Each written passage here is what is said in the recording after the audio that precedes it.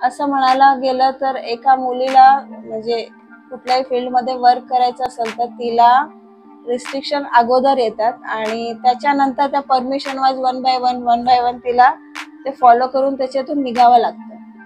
तर कसं आहे की जर खरंच एक कुठल्याही मुलीला किंवा मुलं असो किंवा मुलगा किंवा मुलगी कोणीही असो किंवा कुठलाही एज ग्रुप असो, तुम्हाला जर मनापासून आवड असेल ना, तुम्ही त्या फील्डवर म्हणजे आधी तर तुम्ही स्वतःला विचारा की खरंच त्या गोष्टीमध्ये जायचंय का उगाच आपल्याला असं वाटतंय की आपण थोडं हॉबी आहे आपली, आवड आहे, थोड्या वेळ करूया आणि नंतर सोडून देऊया.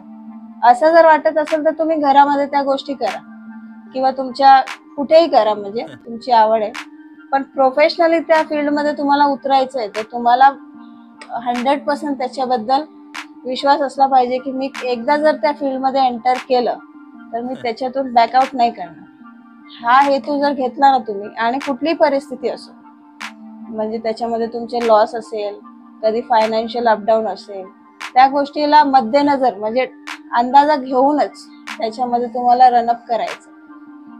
तर त्याच्यामध्ये तुम्ही काही म्हणजे करू शकता, इम्पॉसिबल काहीच नाहीये. फक्त एक विश्वासू आपल्याला जर पार्टनर सपोर्टर जर भेटला तर तुम्ही लाईफमध्ये काहीही करू शकता. हे माझं पर्सनल एक्सपिरियन्स आहे, कारण मला विश्वासू माझा मित्र भेटलेला आहे ऑलरेडी. तर त्याच्यामुळे मी या बेसवर बोलू शकते की तुम्हाला विश्वासू माणूस अगोदर लागतो आणि त्यानंतर तुमची कामाची जिद्द.